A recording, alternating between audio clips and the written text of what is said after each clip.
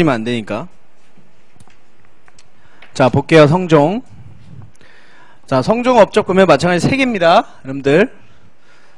자, 성종은 일단 이전 이제 내용을 보면 이때 이제 안정됐다, 흔들렸다, 안정됐다가 하여튼 요런 지금 1년에 이제 왕권이 회복과 안정과 이게 좀 왔다 갔다 하고 있죠. 굉장히 국정이 좀 불안정해요, 지금 전체적으로 봤을 때. 그래서 안 되겠다.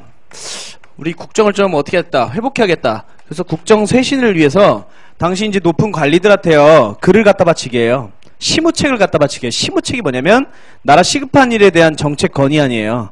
그래서 이제 관리들이 쫙 쓰는데 이때 이제 가장 두각을 보이는 인물이 누구냐면 레포트를 진짜 잘 쓴 거예요, 이 사람이. 누구냐?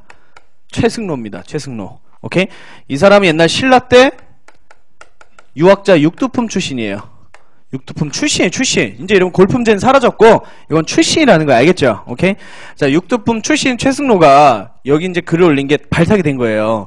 그럼 최승로는 언제 고려에 들어온 인물이냐면 신라 경순왕이 항복했었죠. 그때 경순왕과 같이 고려에 같이 들어온 인물이에요. 그래서 이 사람이 이제 성종에게 올린 글이 뭐냐면 2개입니다. 기존 몇 대 왕이에요, 지금? 태해, 정, 광, 경. 몇 대? 5대죠. 그래서 그전 5대 왕의 업적 평가와 5대 왕의 치적에 대한 평가. 정치 업적. 그쵸. 줄임말이죠. 정치 업적에 대한 평가와 앞으로 고려가 나아갈 방향, 시급한 일, 28개의 조항을 이제 내세우게 돼요. 그 이제 어때요? 돌아버리죠. 그죠? 시무 28조 이제 오면 와, 또 이제 시작되는 거예요. 그래서 시무 28조 요 내용을 핵심으로 이제 성종이 이걸 다 받아들이면서 정책을 수행한 거예요. 공부할 게 많아요, 적어요. 많게 되는 거예요. 근데 28개를 다 공부하는 건 아니에요. 여기 이제 핵심 내용들을 이제 살펴보면 됩니다. 자, 일단 여러분들 최승로의 가장 큰 목적은 뭐냐? 요겁니다, 여러분들. 바로 유교 정치의 확립이에요. 유교 정치의 확립이에요. 무슨 뜻이냐? 당시 저희 중심 사상이죠. 사상은 불교와 유교입니다. 중심 사상은요. 자, 신라 때는, 고대 때는 불교가 정치 사상으로 이용하기도 했어요. 그러니까 불교를 정치 이념으로 했잖아요. 막 불교식 왕명도 사용하고요. 맞죠? 불교를 여러분 왕권과 불교를 동일시하기도 하고요. 근데 이제 안 되겠다 이거예요. 최승로가 보면 안 됩니다. 이제 정치의 이념에는 반드시 유교에 입각해서 해야 됩니다. 이렇게 주장해요. 그러면 여러분들 유교 정치를 모르죠? 유교 정치 요거예요. 대충 설총 때 얘기를 알 거예요. 유교 정치는 이걸 말합니다. 중앙집권적 귀족 정치를 바로 유교 정치라 그래요. 중앙집권적 귀족정치 무슨 뜻이냐? 요겁니다. 바로 왕과 신하가 뭐예요? 같이 나라 이끌어가는 거예요. 그러니까 왕에게 독재하지 말라는 거예요. 절대로. 앞으로는 계속적으로 쭉 왕에게 그러니까 딱 최승로가 봤을 때 왕과 신하가 잘 같이 이끌을 때는 딱 태조밖에 없었던 거죠. 우리 고려를 봤을 때요. 태조 때는 여러분들 신하들에게 조금 어때요? 회유책도 던져줬잖아요. 이런 식으로 잘 좀 안정적으로 수행했죠. 자, 근데 혜종, 정종 때 어땠어요? 흔들려 버리고요. 광종 때는 너무 어떻게 했어요? 왕이 신하들을 억압해버렸죠. 이거 안 된다 이거예요. 그럼 계속적으로 불안해진다 이거예요. 왜? 광종 죽으면 또 지랄하니까 신하들이. 그러면 이렇게 하면 안 되고 앞으로는 자, 신하들에게 유교를 가르치고 왕도 유교에 입각해서 왕은 신하를 잘 뭐예요? 등용하고 신하는 왕을 잘 보필해서 나라를 같이 이끌어가자는 거예요. 이게 유교 정치예요. 됐습니까? 오케이. 그러면 중심사상 불교는요? 어떨 건데요? 최승로는 불교에 대해서 이렇게 얘기했어요. 불교는 어차피 목적이 내세를 위한 목적이 원래 강하다. 극락에 가기 위한 목적이 강하니까 불교는 정치에서 손 떼고 개인 수양의 기능에 맡기면 될 것입니다. 이렇게 주장해요. 이거를 두 글자로 수신이라 합니다. 불교는 수신의 기능을 맡기게 하면 됩니다. 개인의 심신수양을 맡기게 하면 되고요. 정치는 반드시 뭐에 의해서 해야 됩니다? 유교에 의해서 해야 됩니다. 이걸 주장한 거예요. 어려운 거 아니죠? 오케이? 됐습니까? 자, 그 다음에 두 번째. 자, 이거 중요한 핵심 위주의 지금 내용들이에요. 반드시 알고 가야 되는 거. 자, 우리 태조 때부터 지금 경종 때까지는 지방에 정식적인 지방관을 파견했어요, 안 했어요? 안 하고 그냥 호족에게 맡겨버렸죠. 대신 호족들에게 사심관 기인으로 조금 억압을 했었죠. 자, 성종 때부터 이제 안 돼요. 강력히 중앙집권을 추진해야 되니까 이전에 추진하지 못했던 뭘 파견해야 돼요? 지방관을 파견해야 돼요. 왕의 대리인으로. 오케이? 자, 바로 그래서 12목이라는 전국의 주요 지역을 설치하고요. 목은 주요 지역이에요. 이 목지역에 왕의 대리인 뭘 파견한 거예요? 지방간을 파견하기 시작해요. 이걸 목사라 합니다. 이건 알으세요. 꼭. 목사라여 지방간 수령을 파견하기 시작해요. 됐습니까? 여기까지 됐죠? 이거 알고 계시고. 자, 세 번째. 자, 이거는 1번하고 관련된 거예요. 그러면 여러분들 지금 우리는 정치적인 학교가 없어요. 지금 고려는요. 맞죠? 근데 신하들에게 유교에 입학해서 정치를 수행하게 하려면 걔들에게 뭘 가르쳐야 돼요? 유학교육을 시켜야죠. 그래서 중앙에 무슨 학교를 설치하냐? 국자감 학교를 설치합니다. 국자감. 수도 개성에 국자감이라는 학교를 설치해요. 국자감. 그럼 여기서 중심 내용은 뭐겠어요? 유학교육이에요. 알겠죠? 그럼 지방 세력도 가르쳐야 되잖아요. 그래서 지방에는 경학박사를 파견해요. 경학박사를 파견합니다. 경학박사는 뭐예요? 유교 경전을 가르치는 박사, 선생들이에요. 그래서 지방에는 경학박사를 파견해요. 알겠죠? 그래서 나중에 지방에 향교라는 학교가 세워지게 됩니다. 향교. 이게 조선까지 이어지게 돼요. 향교. 여기 대구 향교 있죠? 오케이? 향교는 이제 지방에 있는 유학을 가르치는 학교예요. 알겠죠? 그래서 여기 경학박사들이 가르치는 거예요. 됐습니까? 그래서 중앙의 국자감, 지방의 향교, 즉 경학박사를 파견하여 유학교육을 실시하였다. 됐나요? 자, 그 다음에 4번. 자, 4번 봅니다. 자, 4번은 여러분들 또 무슨 내용이냐면 요겁니다. 자, 바로 자, 문신월가법이라는 걸 시행해요. 문신월가법. 그러니까 주로 막 관리들에게 공부시킨 게 다 성종이에요. 문신월가법 어려운 말 아니에요. 학문을 공부하는 신하에게 월마다 뭘 부여한 거예요, 여러분들? 과제를 부여한 거예요. 그럼 뭐에 대한 과제를 부여했겠어요? 유학 관련된 내용이죠? 글이나 시, 문장 이런 것들을 월마다 중앙정부에 제출하게 한 거예요. 알겠죠? 이런 식으로 강제로 교육을 시키는 거죠. 그래서 이거는 목적이 이겁니다. 관리들의 질적 발전을 위해서 한 거예요. 질적 발전. 질적 발전을 위해서 수행한 거고요. 또 과거 출신 관리들을 굉장히 우대합니다. 자, 다시. 자, 과거 출신 관리들을 굉장히 우대하기 시작해요. 그럼 다 지금 뭐예요? 여러분 2번 빼고 1, 3, 4는 다 뭐예요? 그냥 유학교육의 정비와 관련된 다 내용들이에요. 오케이? 공부 존나 시켰네 이렇게 생각하시면 돼요. 됐습니까? 자, 그러면 성종 이후부터는 여러분들 무인보다는 어떤 사람들이 막 뜨기 시작하겠어요. 그렇죠? 학문에 기반한 유학 공부에 기반한 문인들이 막 뜨기 시작하겠죠. 그래서 성종 이후부터 쭉 고려 중기 사회는 문인 중심의 사회로 쭉 가게 되는 거예요. 이해가세요? 그래서 그렇게 좀 보시고. 자, 이제 대외관계 좀 봐야 돼요, 여러분들. 대외관계. 자, 우리 고려 초부터 누구랑 사이가 안 좋았어요? 거란족. 그쵸? 송과 교류를 하고 나서부터는 어때요? 어딨냐? 더 사이가 안 좋아졌죠? 맞지? 자, 그리고 그전 정종 때 거란 침입을 대비하기 위해서 광군사라는 조직을 만들었기도 했고요. 됐어요, 여기까지. 자, 그래서 여러분들 성종 때 드디어 거란의 1차 침입이 이루어지게 됩니다. 거란의 1차 침입이 이루어지게 돼요. 거란의 1차 침입이 바로 성종 때입니다. 대적 관계에서요. 됐어요? 자, 거란의 1차 침입 시기 때 여러분 자 보세요. 그러면 거란족이 쳐들어올 때 뭐라고 외치면 쳐들어왔겠어요? 어느 나라랑 교류를 끊어라. 송과, 그쵸? 송과 교류를 끊어라. 송과 교류를 끊어라. 우리랑 교류하자. 그러면서 뭐라고 하면서 이렇게 얘기했어요? 우리 거란은 발해를 멸망시키고 옛 고구려가 가지고 있던 땅에 우리가 들어섰다. 그러면 옛 고구려의 땅을 우리가 회복했으니 거란 우리가 바로 고구려의 옛 영토를 회복했으니 고구려를 계승한 국가다라는 말도 안 되는 소리를 짓거려 애들이. 그러면서 지금 너희도 고구려를 계승한 국가 아니냐. 그냥 같이 우리는 친해야 되는데 왜 바다 건너 송을 하고 친하냐 이거예요. 우리가 송과 친한 이유는 뭐예요? 배울 게 많아서예요. 문화적으로 발달한 국가니까. 거란족은 여러분 배울 게 있어요, 없어요? 없어. 쟤는 냄새는 야만이냐. 전쟁밖에 못해요. 알겠죠? 그 막 영화에 보면 머리 막 길고 있죠. 막 털 많고 막 이만하고 있죠. 다 그런 만주족들이에요, 만주족들. 하여튼 그 놈놈놈 영화 놈놈놈에 막 나오죠. 거기 막 여진 거란 이런 애들이에요. 그 막 뚱뚱한 그 막 철퇴같이 들고 다니는 있잖아. 냄새나게 생긴 애들. 자, 걔네들. 자, 지들이 야만인이면서 송모로 야만인이래요, 사실은. 오케이? 여기가 됐습니까? 자, 그러니까 송과 교류를 끊어옵니다. 그래서 얘네들하고 이제 여러분 압록강 부근에서 막 싸워요. 청천강 부근에서 막 싸우는데 더 이상 밀고 안 들어오는 거야. 얘네들이요. 그래서 보니까 우리나라를 지금 완전히 뭐 정복할 정도로 이렇게 쳐들어올 생각은 없는 것 같아요. 그래서 이때 누가 나서냐?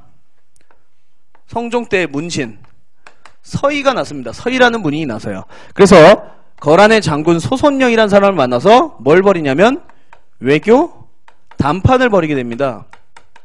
그러니까 뭔가 협상으로서 이걸 종결질 수 있다고 생각한 건가 봐요. 그래서 가서 소손령 장군하고 서희하고 얘기를 하는데 이제 마찬가지로 이제 이런 얘기를 해요. 똑같죠? 소손령이 왜 송가 통교하느냐? 응? 그러니까 여러분 서희가 뭐라 했을까요? 우리가 송가 통교하는 이유는 너희들과 하고 싶기도 한데 송가 통교하는 이유는 너희 옆에 여진족이 있기 때문이야. 서여진이란 거 있어. 아까 우리 동여진은 우리 편이었죠. 그죠? 거란족 오른쪽에 또 서여진이라는 큰 또 민족이 있어요. 걔네들이 있기 때문에 니네들과 통교하기 힘들다 이거예요. 무슨 말인지 알겠죠? 그래서 너희들이 여진족을 조금 방어해주면 막아주면 우리가 너희가 교류를 하겠다. 이렇게 얘기를 하게 됩니다. 그래서 그것 때문에 알겠다라는 협상이 종결돼서 그 대가로 우리가 뭘 받냐면 강동 6주라는 땅을 획득하게 돼요. 여기를 통해서 지들과 협상하는 통로를 이용하자 이거예요. 교류하는 통로. 그러면 강동 6주는 여러분 무슨 강 근처냐면 압록강 근처에 여러분 유역입니다. 이따 지도에서 보여줄 거예요. 알겠죠? 압록강 근처의 지역이에요. 그럼 우리 영토가 성종 때 또 위로 올라갔죠? 태조 때 청천강, 성종 때 무슨 강이에요? 압록강까지 올라간 거예요. 됐죠? 그래서 이때는 혈전이 아니고 외교적으로 그냥 거란군을 물러나게 돼요. 알겠나요? 근데 이건 전략이에요. 사실은 교류할 생각이 없습니다. 그냥 일단은 군대를 밀어내기 위한 일종의 전략이었어요. 알겠죠? 어쨌든 우린 대가로 압록강을 받은 거예요. 그리고 거란으로부터 우리가 고구려 계승국가라는 것도 인정을 확실하게 받았습니다. 됐죠? 됐죠? 하고 이제 넘어갑니다. 자, 넘어가기 전에 여러분들이 이제 되게 어려운 부분을 배우실 거야. 자, 유교 정치를 확립했었잖아요. 그죠? 이때 성종 때 뭐가 정비되냐면 중앙 정치가 정비되고요. 지방 정치가 정비되기 시작해요. 이거는 여러분 교재 이제 펼쳐가지고 또 써야 돼요. 써주면서 하겠습니다. 알겠죠? 아무튼 성종 때부터 중앙 정치. 그냥 여기만 이렇게 써줄게요. 이성 육부체제라는 중앙 정치가 정비되고요. 그 다음에 지방은 지방간 파견과 향미제도라는 게 만들어지기 시작해요. 여기서는 얘기 안 할게요. 요거 얘기하면 또 한도 끝도 없어요. 일단 쭉 가고 이따 얘기하겠습니다. 됐죠? 오케이. 자, 그래서 성종 때 되게 많죠. 국내 정치도 업적도 많고요. 대외적인 정치 업적도 되게 많아요. 그래서 여러분들이 국내와 국외를 잘 구분해서 공부를 해주셔야 됩니다. 자, 그리고 직위한 왕이 누구냐면 목종이에요. 목종. 자, 여기서부터 이제 고려 중기사회예요, 여러분들. 고려 중기사회. 목종. 목종은 여러분 딱 두 개다. 여러분 딱 두 개밖에 없어요. 자, 일단 하나는 뭐냐? 아까 우리 어딨냐? 경종 때 여러분 시정전식과에서 우리나라 객관적인 토지제도 만들었다 그랬죠? 이거의 내용이 좀 바뀌어요. 목종 때. 그래서 내용이 바뀌어서 개정 전식과라 하여 자, 고려의 토지제도 내용이 조금 변화가 됩니다. 딱 하나만 얘기해 줄게요. 딱 하나만. 자, 아까 제가 성종 이후부터 문인들이 막 뜨죠? 그죠? 그러니까 문인과 무인 둘 중에 누구에 대해서 토지를 더 많이 줬을 것 같아요? 문인에 더 많이 줘요. 그런 차별이 보여요. 여기 때. 왜냐면 문인 출신자들을 막 우대했으니까. 하나만 얘기해주면 과거제도 때요. 고려의 과거제도는 묵과가 없어요. 그러니까 무인들이 고속 승진할 수 있는 길이 없어요. 문인들만 있어요. 알겠습니까? 그러니까 당연히 이후에는 문인 출신들이 우대받을 수밖에 없는 거예요. 알겠죠? 그래서 문무차별이 여기 안에서 좀 보일 거고요. 또 해줄 거예요. 어차피. 또 원래 시정전식과 때는 전현직에게 땅을 줬어요. 전현직. 내가 현직에 있을 때 땅 받고 전직에 있을 때 퇴직해도 땅을 받아가지고 일종의 퇴직금으로 먹고 산 거야. 여기까지 됐어요. 근데 점점 여러분 경종 이후부터 성종 지나가면서 관리들이 많아지지 않을까요? 과거를 합격하면서. 그럼 현직자들이 많아지니까 계속 올라오는 현직자들에게 땅 줄 게 부족해지겠죠? 그럼 전직에 대한 지급량을 좀 어떻게 하겠어요? 전직자들에 대해서 좀 줄여나가야지 현직에게 줄 거 아니에요. 뭐 연금을 너무 막 주면 여러분들 공무원 봉급 어떻게 될까? 줄일 수밖에 없어요. 나라 돈이 무슨 기계야? 막 만들어져요? 그건 아니니까. 마찬가지 똑같아요. 전직자도 주다 보니까 현직에 줄 땅이 점점 부족해져서 개정전식과 때는 현직을 좀 늘리고 전직을 줄여나갑니다. 알겠어요? 그런 내용을 위주로 볼 거예요. 이거는요. 그러니까 경제에서 따로 나와요. 시험이. 알겠죠? 경제 파트에서 그것도 볼 거고요, 우리가. 그 다음은 또 하나 알아둘 게 뭐냐면 요겁니다. 바로 음서제도라는 걸 만들어요, 여러분들. 음서제도. 이거 되게 중요해요. 음서. 자, 조선까지 연결되는 게 음서인데 뭐냐면 요겁니다. 과거를 합격해서 높은 관리가 된 사람이 있을 거 아니에요. 맞죠? 이 높은 관리를 대상으로 일종의 특혜가 주어진 제도예요. 5품 이상이면 보통 우리가 고려하는 높은 등급이에요. 1등급부터 18등급으로 있거든요. 18등급까지. 근데 5등급 이상이면 높은 관리를 우리가 고관이라 봅니다. 고관의 자식들은 과거를 합격하지 않아도 돼요. 과거를 안 봐도 바로 뭐로 채용되는 거예요? 관리로 채용되는 게 음서예요. 그러니까 높은 관리에게 이제 특혜 같은 걸 주기 시작해요. 오케이? 그럼 분명히 이거는 이제 문제가 터지기 시작해요. 알겠죠? 뒤에서 이제 볼 거예요.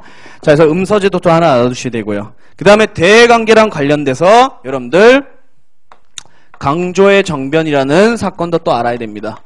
그러니까 목적은 총 3개네요. 보통 총 3개예요. 강조의 정변. 자, 잘 들으세요. 이렇게 중요한 사건은 아니지만 여러분들이 일단 거란의 3차 침입, 2차, 3차 침입을 알아야기 때문에 좀 보고 가야 되는 사건이에요. 자, 목종이 여러분들 한 18세 정도의 즉위를 합니다. 목종이 어린 나이인 거예요. 10대 나이에 즉위해서 목종이 지금은 당장 왕권을 직접 지휘할 수가 없어요. 오케이? 그래서 목종의 엄마 천추태후라는 여자가 대신 섭정으로서 왕권을 잡거든요.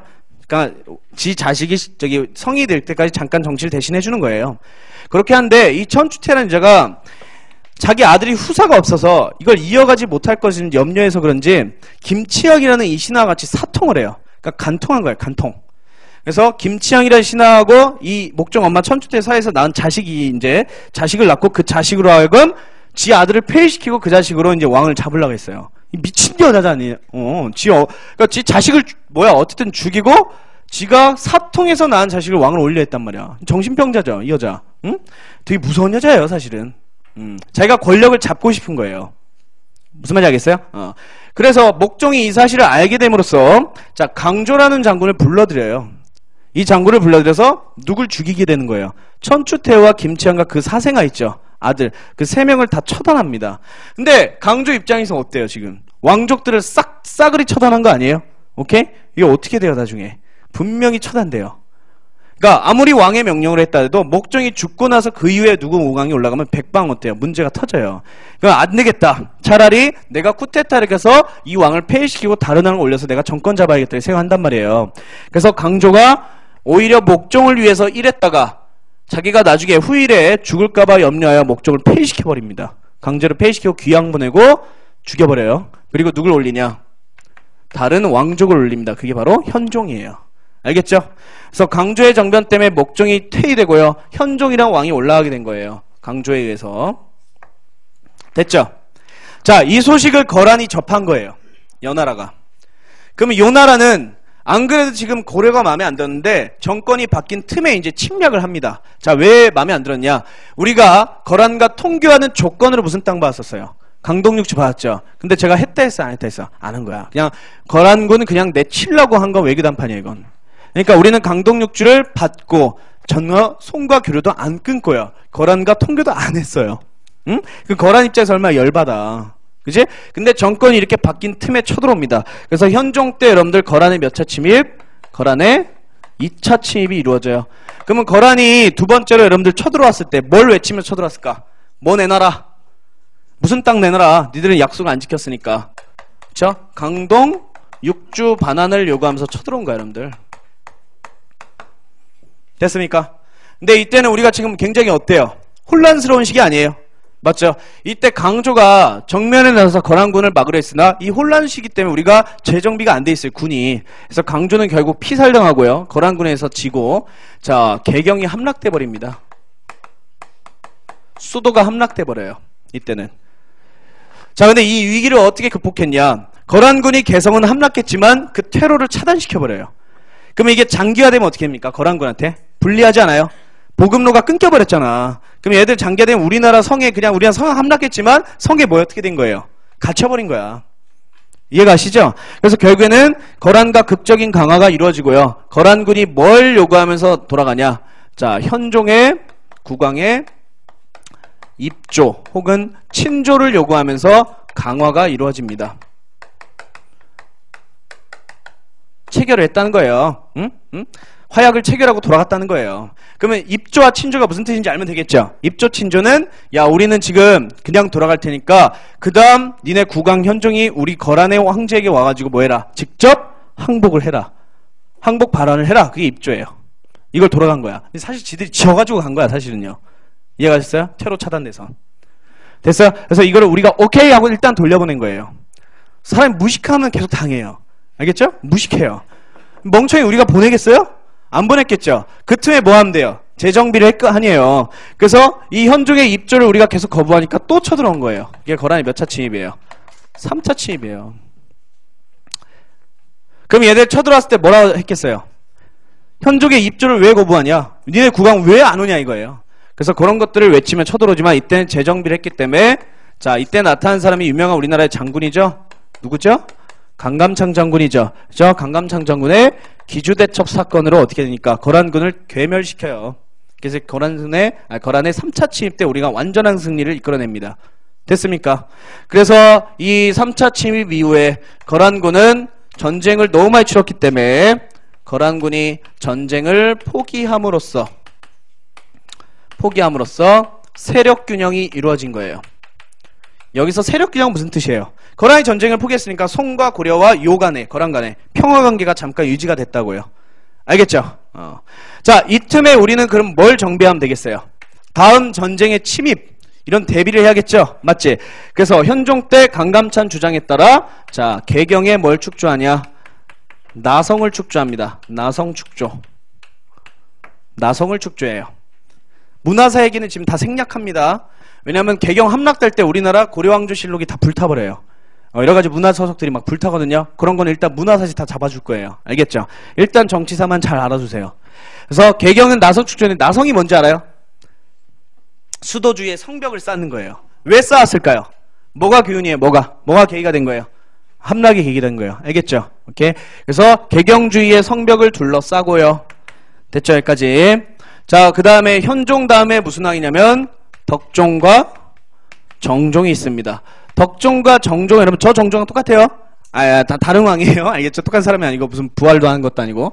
덕종하고 여러분들 정종 있죠? 여긴 딱 하나밖에 없어요. 딱 하나. 그렇지만 시험 많이 나옵니다. 무슨 장성 축조일까요? 천리장성을 축조합니다. 현종 이후에 천리장성을 또 축조해요. 자, 조심해야 돼요. 우리 천리장성은 옛날 어느 나라에서도 봤어요. 고구려 때 봤어요. 연개소문의 지하에 만주에 쌓은 성. 이건 당나라에 대항하기 위해서 쌓았던 거죠. 이건 여러분들 이 천리장성은 누구의 침입을 대비하기 위해서 쌓은 거예요? 혹시 또 쳐들어올지 모르는 거란이나 거란 옆에 있는 무슨 족? 여진족. 그쵸? 자, 거란과 여진의 방어에, 그쵸? 침입에 대비하기 위해서 방어를 축조한 게 천리장성이에요. 그러니까 이건 2차 천리장성이에요. 고구려의 천리장성이 1차 천리장성이고 2차 천리장성은 우리 고려의 천리장성. 고구려 거는 여러분 만주에 있어요. 요거는 우리 국내에 있어요. 알겠죠? 그래서 여러분들 이 천리장성 경계선이 어떻게 했냐면 압록강에서 도련포 지역입니다. 왜 압록강부터 해요? 우리가 아까 강동육주 무슨 강이라 했어요? 압록강역이라 그랬잖아요. 그래서 그 강동육주 땅 따라가지고 뭘 축조한 거예요? 천리장성을 만든 거예요. 오케이? 됐죠? 자, 우리 고려 초중기에 걸쳐서 어느 민족하고 싸운 거예요? 총 3차례. 거란이에요. 시험 되게 많이 나와요. 알고 계셔야 됩니다. 됐죠?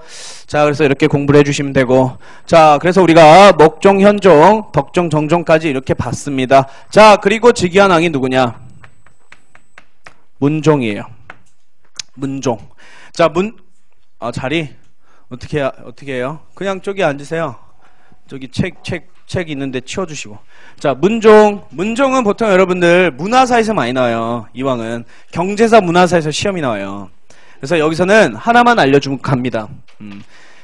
자, 의천이라는 승려가 되게 중요한 승려거든요. 여러분 일단은 간단히 얘기하면 설명 안 할 거예요. 교종하고 선종이 이제 뭔지는 배웠죠. 고려 때는 어떤 흐름이 나온지 알아요? 교종과 선종을 통합시키려는 노력이 나타나요. 왜 그럴까? 교종은 여러분들 부처님의 말씀을 승려들 제자들이 뭐 한 거예요? 글로 적은 거예요. 경전이죠. 선종은 뭐예요? 부처님이 하는 수행법을 따라하는 거죠. 참선을 해보는 거예요. 그럼 어쨌든 둘 다 부처님의 가르침 아니에요? 본래 둘이 다른 게 아니라는 거예요. 그래서 우리가 고려 가면 교선을 통합하려는 움직임이 나타나거든요.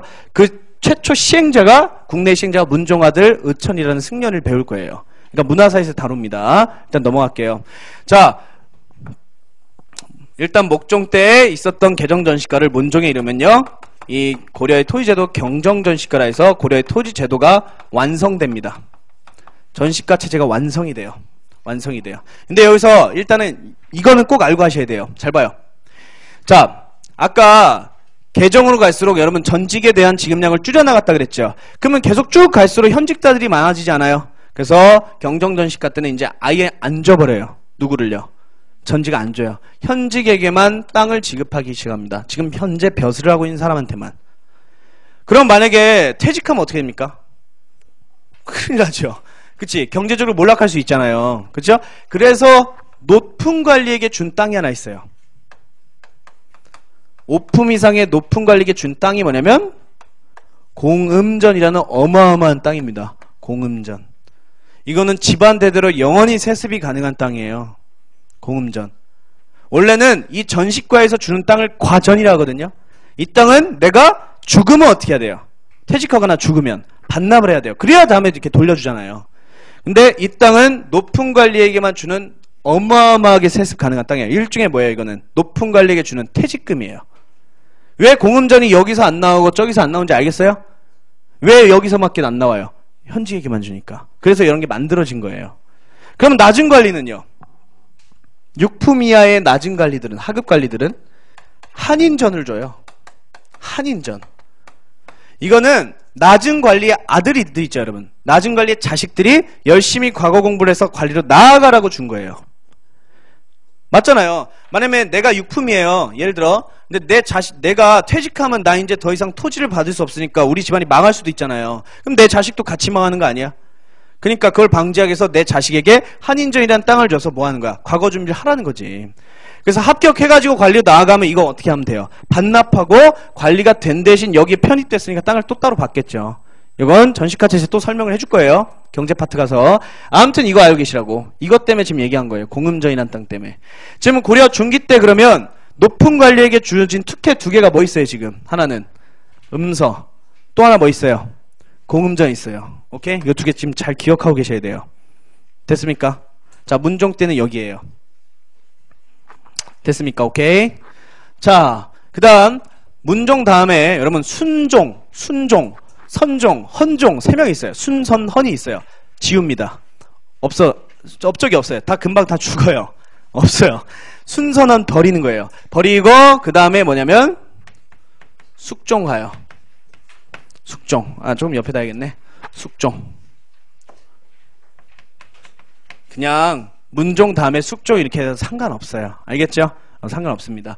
숙종 그 다음에 예종 그 다음에 인종. 딱 해서 고려 중기예요.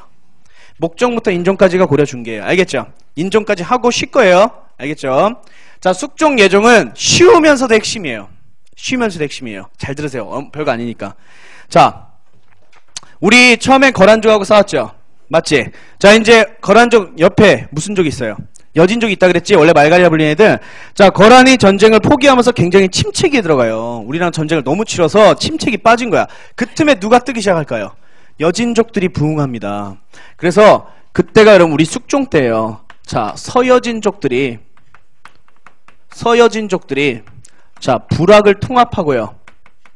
원래 여러분 여진 말갈족, 원래 말갈이었던 여진족들은 부락끼리 다 흩어져 있어요.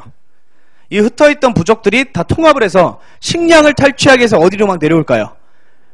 동여진 넘어서 우리 고려로 넘어온 거예요. 오케이? 그래서 식량 탈취를 위해서, 식량 확보를 위해서 자꾸 고려에 침입을 합니다. 여기까지 됐어요? 혹은 왼쪽에 막 거란을 압박하기도 하고요. 거란이 약해진 틈에. 자, 근데 우리가 이때 엄청나게 계속 패배해요. 군대를 보내도 번번이 패해요. 왜 그럴까요? 만주에 있는 건 여러분들 제가 얘기했잖아. 만주에 여러분들 특산물이 뭡니까? 가축 아니에요? 그러니까 그들의 병사 종류는 주로 뭐겠어요? 보병보다는 기병이 되게 많아요. 그리고 우리나라는요. 남쪽에 있기 때문에 보병 숫자가 더 많아요. 게임이 안 돼요. 원래 기병, 보병의 숫자는 게임이 안 돼요. 싸우면요. 계속 패배하는 거야. 그래서 안 되겠다 싶은 거지, 우리가. 안 되겠다. 그래서 두 번째 특수반이 나와요. 자, 안 되겠다. 그래서 숙종 때 가장 최고 재상이었던 윤관이라는 인물이, 여러분들.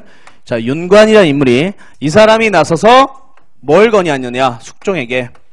별무반이라는 특수부대 편성을 건의합니다. 자, 두 번째 특수부대예요.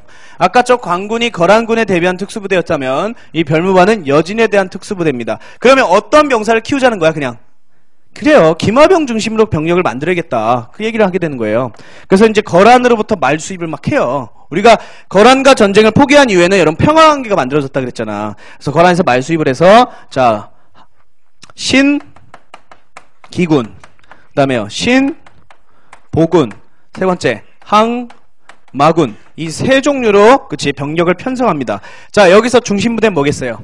신기군이에요. 그치? 신기군, 신보군, 이건 보병, 항마군, 이건 땡중, 소림사, 알겠죠? 그래서 신기군, 신보군, 항마군, 이렇게 세 개로 구성된 별무반을 편성해요. 17만 부대를 만듭니다. 알겠죠? 자, 이렇게 훈련을 시키고 숙종아들 예종 때 이제 뭐 하는 거예요? 누구 까러 가는 거예요? 그렇죠? 여진을 토벌하러 가는 거죠. 윤관 지휘하에. 자, 여진을 토벌하러 갑니다. 이때 여진을 축출하는 데 성공하고 여기다가 여진의 치입을 방비하기 위해서 쌓은 성이 뭐냐면 동북 9개의 성을 축조하게 됩니다. 됐죠? 자, 이거 뭘 조심해야 되겠어요? 동북구성. 뭐랑 헷갈리면 안 돼요. 절대로. 저기 비슷한 거 있잖아. 강동육주나 천리장성 이런 거 헷갈리시면 큰일 납니다. 출제자는 저기서 저걸 노려요. 여러분들에게. 알겠죠? 절대 헷갈리시면 안 돼요. 자, 동북구성을 축조해서 여진에 대한 방비를 합니다. 자, 이때 여진이 이제 뭐예요? 무릎 꿇고 비는 거예요. 왜냐면 동북구성은 우리가 여진으로부터 그나마 기름진 땅을 뺏은 거야. 그럼 얘들은 완전히 경제적 조건이 어떻게 됐어요? 얘들은 완전히 사라져버렸어요. 그래서 고려에 막 간청해요. 정기적으로 조공을 바치고 우리가 이제 군주로 모실 테니까 제발 돌려주세요. 그래서 이거를 1년 만에 반환해줘요. 돌려주게 됩니다. 왜냐면 그쵸, 여진하고 계속 부딪혀봤자 좋을 거 없기 때문에 이제 일단 대외적 안정을 꾀하기 위해서 1년 만에 반환합니다. 근데 줄 게 아니었어요, 여러분들. 주면 줘가지고 문제가 터진 거예요. 왜냐? 이후에 여진족들이 뭘 세우는지 압니까? 국력을 켜서 뭘 세우는지 알아요? 훗날 우리 조선도 집어먹는, 그쵸? 아이고. 자, 금이란 나라를 건국하게 됩니다. 금이란 나라를 건국하게 돼요. 자, 여진족들이 동북구성을 1년 만에 반환했다 그랬죠? 이후에 이제 요거 지역을 가지고 경제적으로 성장해서 자, 모든 여진족들이 통합해서 금이란 나라를 딱 세우게 돼요. 12세기 때. 금. 알겠죠? 자, 금이 얼마나 강력했냐면 엄청나게 강대한 국가였어요. 금이 딱 세워지고 바로 누굴 친지 아세요? 거란을 쳐요. 그래서 거란을 복속시킵니다. 거란을 집어먹어요. 그리고 저기 여러분들 바다 건너가지고 어디까지 갔을까요? 송으로 간 거예요. 여러분 송은 당시 무슨 사회?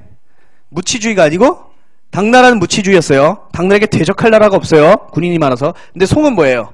문치주의였죠. 군대가 별로 없어요. 그래서 송도 금방 깨져버려요.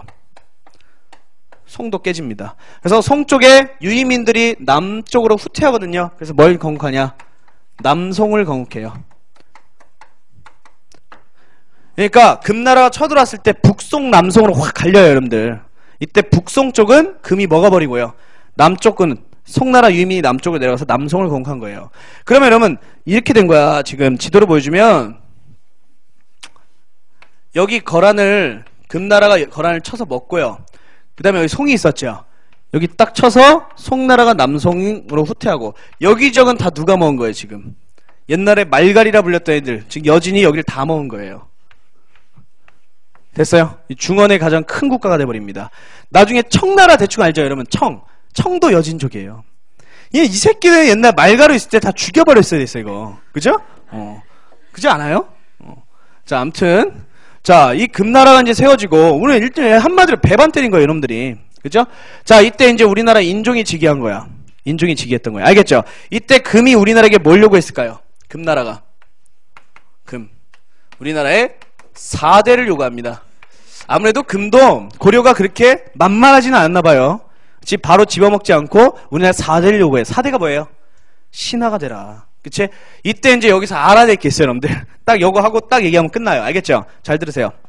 자, 보시면 여러분들이 딱 알고 계시는 게 자, 우리 고려 초기 태조부터 거의 성종 때까지는 기존 호족 출신과 기존 육두품 출신이 전국을 지배하는 사회였어요. 집권 세력들. 알겠죠? 호족과 육두품 출신자들이죠. 맞죠?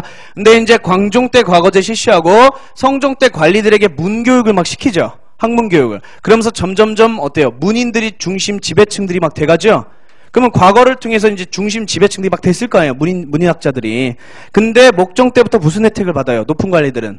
음서 혜택을 받고, 문종 때는요, 공음절이라는 땅을 받아서 경제적으로 몰락하지 않는 계층들이 생깁니다. 그걸 뭐라 하냐면, 고려 중기 때 지배계층, 문벌, 귀족층이라 그래요. 여러분들. 문벌, 귀족층. 그러니까 고려 초창기 때 호족이나 육두품 출신 중에 뛰어난 자들 있잖아요. 이 사람들이 이제 과거를 통해서 높은 관리를 딱 먹잖아. 걔들 자식들이 뭐 한 거예요? 계속적으로 저 음서를 통해 지위를 세습해 나간 거야. 높은 관직을. 또 경제적으로 공음절을 통해 몰락하지 않은 거예요. 그래서 높은 가문의 이 귀족들이 계속적으로 높은 뭐예요? 관직을 계속 세습해 나감에 따라 문벌 귀족층이란 게 형성되기 시작합니다. 알겠어요? 그래서 대표적인 게 무슨 가문이었냐? 경원 이씨 가문. 이게 짱이에요. 이게 짱. 고려 때 짱 가문이에요. 경원 이씨, 인주 이씨, 인천 이씨 이렇게 하기도 해요. 알겠죠? 경원 이씨, 인주 이씨, 인천 이씨. 근데 시험에는 경원 이씨로 나올 거예요. 경원 이씨 가문. 자, 그 다음에 대표적인 거 두 번째가 경주 김씨 가문. 경주 김씨 가문. 그 다음에 파평 윤씨 가문. 그 다음에 해주 최씨 가문. 이 네 가문은 꼭 알아야 돼요. 왜 그럴까요? 냈다. 중요한 인물들이 한 명씩 있어요. 그러니까 알아야 돼요. 이미 파평윤 씨는 한번 봤어요. 누구 있어요? 그래요. 윤관. 알겠죠? 이제 세 명만 이제 알면 되겠죠. 이 사람 문화사에서 살펴봐요. 알겠죠? 여기는 두 개는 이제 나오게 됩니다. 인종 때. 자, 어쨌든 대표적인 문벌귀족층입니다. 자, 다시 말해서 문벌귀족층은 음서와 공음전의 혜택을 받은 높은 귀족층으로서 이 직위를 자식들에게 세습해 나간 애들이에요. 거기다 왜 더 막강한지 압니까? 주로 어디하고 혼인관계를 맺었을까요? 왕실과 외척관계를 맺었어요. 그러니까 이 경원이 씨 가문의 딸들 있죠. 다 누구에게 혼인 보낸 거예요? 왕들에게 혼인을 보낸 거죠. 그러니까 어때? 권력을 계속적으로 세습해 나갈 수밖에 없어요. 자, 여기서 제가 짱이 무슨 가문이라 그랬죠? 경원이 씨라 그랬죠. 맞죠? 오케이. 자, 경원이 씨 가문은 80년 정도 집권을 하는데 보시면 자, 문종 어디냐? 문종부터 있죠. 문종부터 인종 때까지 요때까지 계속적인 왕의 외척으로서 활동했던 가문이에요. 그러니까 짱이죠. 응? 경원 씨는 문종부터 인종 때까지의 계속적인 왕의 외척으로 활동한 가문입니다. 됐습니까?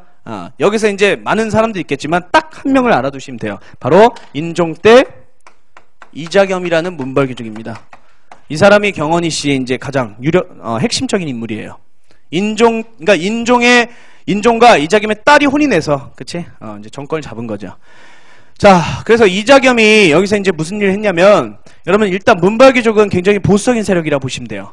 보수를 좋게 표현하면 뭐예요? 안정이에요, 안정. 그렇다고 개혁적이고 혁신적이진 않아요.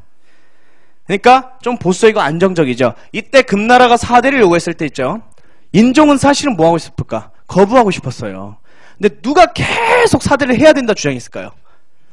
이자겸. 알겠죠? 왜? 지 권력과 재산을 지키려고요. 전쟁을 하면 다 잃게 되잖아요. 맞지? 거기다가 또 동조한 인물이 경주 김씨의 김부식이에요. 알겠죠? 이런 사람들이 바로 문벌귀족층이 금의 4대 요구를요. 4대 요구를 적극 찬성하게 됩니다. 와, 그러면 우리가 인종 때 어떻게 된 거예요? 옛날에 우리 밑에 있던 이 떨거지 말갈족에 뭐가 된 거예요? 오히려 바뀌어서 신하가 돼버린 거죠. 맞지? 자, 굉장히 이때 어때요? 굉장히 자존심 상하는 거예요, 이거. 무슨 말인지 알겠어요? 자, 그래서 우리가 이자겸 때문에 이렇게 됨으로써 어떻게 했냐? 우리나라의 무슨 정책은 완전히 좌절돼 버렸죠? 북으로 나아가려던 북진 정책이 어떻게 된 거예요? 중단돼 버린 거예요. 완전히 끝나버렸어요. 거란족까지 막 쌓았잖아요. 그치? 이때는 완전 북진 정책이 좌절됨으로써 고려의 자주성은 굉장히 훼손되었다, 이렇게 알아두셔야 돼요. 됐습니까? 그럼 이거에 반발하는 막 세력들이 있었겠죠. 그거에 대해서 이제 나오게 되는 거예요. 자, 그래서 이자겸이 이렇게 어쨌든 4대 요구를 찬성하고요. 금나라의 신하가 되고 정권을 어쨌든 안정화시켜 놓은 거예요. 보수적의 좋은 말이라고 했잖아요, 제가. 자, 보수적을 시켜놓습니다. 자, 시켜놓고 이자겸이 뭐 하고 싶었냐? 스스로 뭐가 되고 싶었을까요? 왕이 되고 싶었어요. 스스로 왕이 되고 싶었대요, 이 사람은. 오케이? 자, 스스로 왕이 되고 싶었는데, 이 사람이 왜 왕이 되고 싶었냐면, 뭔 예언을 하나 들어요. 예언이 막 떠돌아다녀요. 고려시대 때 이때. 18자를 가진 사람이 왕이 된다. 이런 예언이 떠돌아답니다. 이거야, 이거. 자, 이거를 합치면 뭐가 되는지 알아요? 이씨가 돼요. 그러니까 18자를 가진 사람이 왕이 된다. 그러니까 요거 세 개 합치면 이씨가 돼요. 이씨. 알겠죠?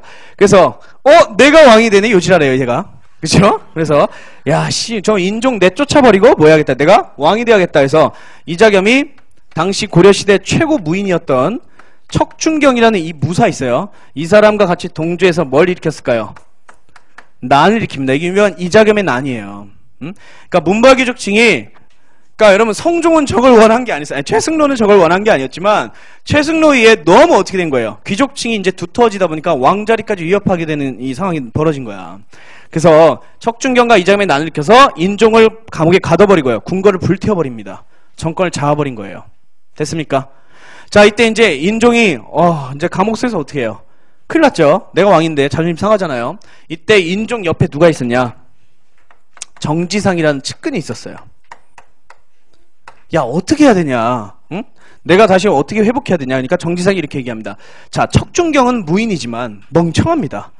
요 사람을 꼬드기면 아무래도 이 상황을 극복할 수 있을 거라 이렇게 꼬드겨요. 왜냐하면 척준경하고 이자겸하고 사이가 안 좋아져요. 왜 안 좋아지냐면 이자겸이 권력을 잡고 왕이 돼서 권력을 완전히 자기가 혼자 먹어버리려 하거든. 그러니까 척준경을 그냥 이용한 거예요, 여러분들. 이 멍청하죠. 그죠? 그래서 정지상과 여러분 인종이 척준경을 불러가지고 회유해요. 막 꼬드겨요. 야, 만약에 네가 이자겸을 죽이고 나를 풀어준다면 너에게 어마어마한 권력과 부를 주겠다. 그래서 척준경이 이거에 넘어가서 이자겸을 제거해버려요. 됐죠? 그래서 인종이 나왔겠지. 나와서 여러분 이거 어떻게 했을까? 죽여요. 알겠죠? 그래서 이자겸의 난이 이렇게 종결돼요. 됐습니까? 자, 하지만 이게 되게 중요한 결과 나와요. 왜? 이 80년 동안 잡았던 경원이 씨 가문이 한순간에 어떻게 됐어요?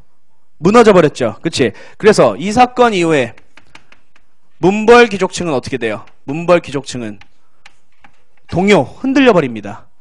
흔들리면서 지방 세력들이 막 뜨기 시작해요. 이 틈에 막 비집고 들어올라 그래요. 알겠죠? 이 문벌놈 때문에 지방들이 들어올 구멍이 없어요. 얘들이 다 세습해버리니까. 그래서 이 틈에 지방 애들이 막 튀어나올라 그럽니다. 알겠죠? 이때 온 사람이 누구냐? 자, 두 번째 분. 이게 1번이었으면 이게 두 번째 인종 때 바로 묘청이라는 인물이 이제 나타나게 돼요. 자, 인종이 이제 정지상한테 이제 다시 왕권을 잡았으니까 야, 어떻게 이제 국력을 회복하겠냐? 왕권을 어떻게 강화하겠냐? 저한테 묘책이 있습니다. 제가 묘청이라는 사람은 아는데 풍수지리학에 능하고 불교에도 능하고 유학에도 능합니다. 이 사람을 등용해서 의견을 물어보는 게 좋을 것 같습니다. 그래서 서경지역에 있던 묘청이라는 학자를 불러들인 거예요. 그래서 묘청에게 인종한테 묘청이 물어봤죠. 야, 어떻게 해야 돼? 그러니까 묘청이 이렇게 말합니다. 어디로 천도하십시오? 평양 땅, 즉 서경으로 천도를 하면 됩니다. 자, 뻥에 좀 능합니다. 자, 풍수지리학자로 서경은 옛 고구려의 수도로서 뭐다? 굉장히 기가 흥한 곳입니다. 그래서 서경으로 천도해서 우리가 옛날에 이자겸 때문에 금나라의 신하가 되지 않았습니까? 그치? 그래서 우리 자주성을 회복하려면 서경으로 천도해서 다시 무슨 정책을 실행해야 됩니다. 그치? 북진 정책을 다시 해야 됩니다. 그래서 금나라의 무슨 관계를 철폐시켜야 돼요? 4대 관계를 없애버려야 되죠? 그래서 최종적으로는 금을 정벌해서 금을 무력화시켜야 됩니다. 그래서 고려가 천하를 정복할 수 있을 겁니다. 이런 말도 안 되는 소리예요. 어떻게 못 이겨요? 응? 그냥 여러분들 묘청은 뭐 하고 싶었을까요? 자기가 근거지 있는 서경으로 뭘 옮기고 싶은 거예요? 수도를 옮겨서 서경의 입지를 강화시키고 싶은 거예요. 왜냐면 이자겸 이런 사람들 뭐예요? 다 개경의 귀족들이거든. 개성의 귀족들이거든. 그래서 이쪽으로 하여튼 옮겨서 이렇게 인종을 막 꼬드겨요, 여러분들. 그러면 이때 개경의 귀족들은 어떻게 했어요? 엄청나게 반발하지 않았겠어요? 맞지? 자, 이자겸 이후에 집권한 사람이 누구냐? 경주 김씨 2인자. 누구예요? 김부식이라 그랬어요. 그죠? 자, 이때 개경귀족 김부식, 경주 김씨 김부식은 엄청나게 반대를 하게 되죠. 그래서 이 둘의 대립 속에서 인종은 혼란스러워하다가 결국에는 어떻게 돼요? 누가 의견을 들어줘 버릴까요? 이쪽을 들어줄 수밖에 없어요. 위협에 눌려가지고. 나약한 왕이라 보셔도 돼요. 자, 어쩔 수 없이 개경기족 김부식의 반대에 넘어가서, 자, 묘청 어떻게 됐습니까, 여러분들? 인종이 안 들어주죠? 에라이 모르겠다 해서 어떻게 합니까? 서경천도 운동을 일으킵니다. 서경천도의 난을 일으켜요. 그래서 여기서 국호를 짓고요. 궁을 짓고요. 오케이? 국호를 짓고, 궁을 짓고, 그 다음에 연호도 짓고, 뭐 한 거야? 반란을 터뜨린 거예요. 옛날에는 서경천도 운동이 자주적으로만 평가를 했어요. 근데 이제는 아니에요. 두 가지 측면으로 봐야 돼요. 하나는 이렇게 자주적으로 볼 수도 있어요. 우리가 그만 폐지하자, 사대관계를. 하지만 반대로 서경으로 천대해서 정권을 잡으려는 정권 탈취 운동으로도 보기도 해야 돼요. 두 가지로 봐야 돼요. 요새는 한 가지로만 보면 안 됩니다. 그래서 서경천도 운동을 일으키지만 결국 김부식에 의해 진압돼요. 그래서 묘청의 자주적 운동 혹은 정권 탈취 운동은 실패로 끝납니다. 알겠죠? 됐죠? 여기까지. 오케이. 그래서 인종 때 있었던 일은 이 두 개예요. 시험이 이 두 개 나와요. 됐습니까? 오케이. 자, 실패로 끝나고 경원이씨, 경주김씨 김부식이 일단 나라가 된 거예요. 일단 인종이 살아있기 전까지는. 알겠죠? 자, 일단 대관계가 여러분들 여기까지는 무슨 족과 싸움이었어요? 계속 얘기하면 머리 막 넣으세요. 거란과 3차예요. 그 다음하고는 숙종 예종 때 무슨 족하고 문제예요? 서여진족. 알겠죠? 그리고 인종 때는 여진이 뭘 세워요? 금 세우고 다 중원을 제패했죠. 그리고 우리에게 사대를 요구했을 때, 자, 중기 때 형성된 문벌 귀족층에 의해서 사대가 어떻게 돼? 체결돼 버리죠. 그래서 이게 보수적으로 떨어졌고요. 그런 상황에서 인종은 어때요? 난을 통해서 왕권이 굉장히 하락했어요. 이걸 회복하려고 묘청의 운동을 처음엔 추진했으나 개경귀족 김부식의 반대로 어떻게 합니까? 결국 실패로 끝납니다. 됐죠? 됐죠? 자, 그리고 이제 10분씩 할 거예요. 의종이라는 왕이 즉위하고 중기 때 차별받았던 게 무인이에요, 문신이에요? 차별받은 게 무신이었죠. 바로 이때 차별받았던 무인들이 이때 약했거든요, 왕권이. 이때 바로 무신들이 다 들고 일어납니다. 이게 고려 때 굉장히 큰 격변 무신정변이에요. 그래서 무신들의 나라가 나타나기 시작해요. 알겠죠? 자, 10분 쉬고요. 12시에 이제 의종부터 시작합니다. 그래서 이제 몇 개 안 남았어요. 몇 개 안 남았으니까 이번 잘 들어주시면 되겠어요. 자, 12시 시작할게요.